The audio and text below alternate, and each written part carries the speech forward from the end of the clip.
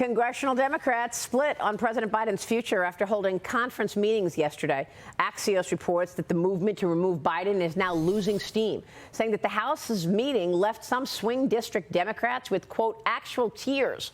Another report saying the meeting felt, quote, like a funeral. Senate Majority Leader Chuck Schumer once again coming out in support of President Biden, insisting he stands with Joe. New York Congressman and House Judiciary Committee ranking member Jerry Nadler, meanwhile, is flipping his support for Biden. Nadler reportedly initially called for the president to drop out during a meeting earlier this week, but then he changed course. We're guessing he got a call from the White House. However, Colorado's Michael Bennet becomes the first Democrat senator to openly predict Biden will lose to Trump in November. New Jersey Congresswoman Mikey Sherrill becoming the 7th Democrat lawmaker to publicly call for Biden to drop out of this race. Joining me now is South Carolina Congressman Ralph Norman, a member of the House Budget, Rules, and Financial Services Committees. Congressman, thanks very much for being here this morning.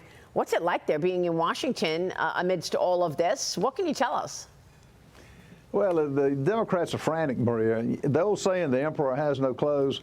Joe Biden is being shown for what he's not now. They can't hide the fact that cognitively he's gone.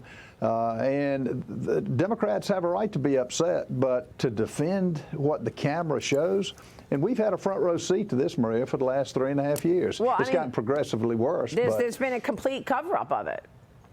Cover-up. We've seen him fall off the stage and not know anybody's in his cabinet, can't read a teleprompter.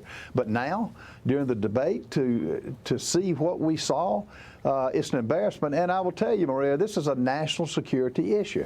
To have the leader of the free world in that state is unfair for the country, and I think the American people see it. They've got less than 40 days to address Joe Biden because their convention starts on August 19th, and they got to decide. And I think Joe Biden is going to be the candidate, and let's let the American people pick, and it will not be Joe Biden. When you say it's a national security risk, sir, what specifically are you referring to? What are the implications? I mean, obviously, we're watching all of this, but so are our adversaries. Xi Jinping in China, Vladimir Putin in Russia, North Korea, et cetera. But tell me specifically what your concern is with regard to national security. The national security issue, and anybody in intelligence will tell you, the invasion at the border, letting anybody in, not knowing who they are, the military-age men, Chinese nationalists, and others that are in this country, as one expert said, they're in the gates now. And the police have to be right 100% of the time.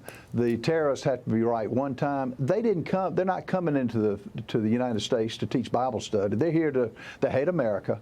And for this administration to do this, continue to allow it, is unthinkable. And the American people see it. And I think each state now is going to take it into their own hands. Well, Secretary Pompeo has said that on this program many, many times, that the Chinese Communist Party is inside the gates. But I think what you're saying now is you've got Iran inside the gates, you've got ISIS members inside the gates, and potential terrorists inside the gates, not just the Chinese Communist Party. Exactly. And look at the killings we've had by those from Venezuela. Look at the innocent lives that are lost. We got to put a stop to this, and President Trump will do that, and it couldn't come quick enough. Well, critics say that the Democrats are not going to stop, and they are going to stoop to whatever level they need to beat Trump. The House is expected to vote on this SAVE Act. That bars illegal immigrants from voting in elections, obviously, but both the White House and congressional Democrats are against this bill. They claim it's unnecessary. They don't want voter ID either. Here's Speaker Mike Johnson on the issue yesterday. Watch this. They're claiming to oppose the bill because they say it's going to make it harder to vote, but they know that that is not true. Many of the Democrats want all of these illegals to participate in our federal elections. They want them to vote. There's no other conclusion that you can draw. When the White House announced they would veto the bill, they effectively handed our elections over to all of these illegal aliens that have come here. And the number is far greater than what is being reported. So, Congressman, what is the number? I mean, we understand it was 10 million illegals on Joe Biden's watch in the last 3.5 years. And also, what about this issue of illegals getting to vote? We've already heard from certain illegal migrants who've breached the border who say they're already efforting registering to vote, and they're getting driver's licenses. Well, not only that, Maria, they're getting, if they come under the claim of asylum or being paroled into this country for longer than a year, at most government offices, particularly in South Carolina. They're getting a form to register to vote, and they have to check a box that they are a citizen. But now, where's the verification of that? And that's what we're moving in South Carolina to make sure this isn't happening. We're going to verify, and we're going to do it through the national voter rolls to see who's legal and who's not. The Democrats claim that for somebody just to say that they're a citizen, it's preposterous they're even claiming this. And they're doing it for power, and that's one of the reasons they're letting the 15 to 20 million that are in this country, which is threatening our sovereignty, our safety, and we're not going to let them. We're not going to let them sacrifice the voting and keep our integrity in this country. That's the last vestige of hope we had to keep our republic. Well, it's a lot. It's a lot that we'll expect from the states. I mean, so are you confident? Do you have confidence we'll see a fair and transparent election in November?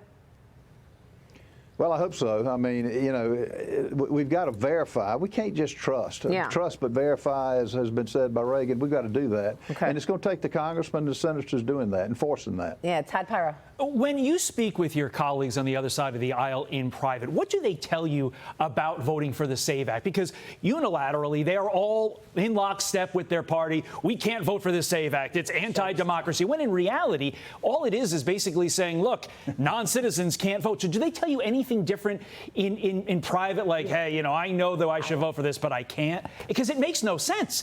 You're just basically voting for what the Constitution says. Todd, here's what they're saying. Voter infringement. You know, everybody's a victim with the Democrats.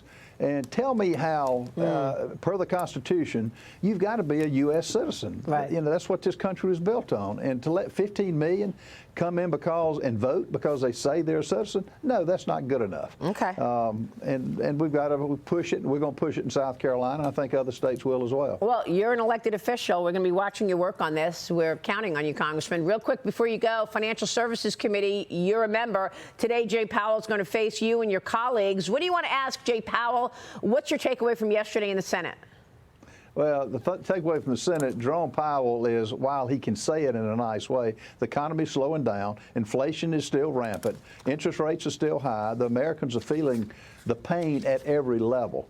So my question to him is, what's your roadmap? What are you going to do to substantially change the lives of Americans who are being hit at every angle? And rates are one of the key things. And I'm in the real estate world, and it's slowed down. Yeah, for sure. We're all watching it. Congressman, it's good to see you. We'll be watching the testimony today of Jay Powell in your committee. Congressman Ralph Norman joining us. Thank you so much.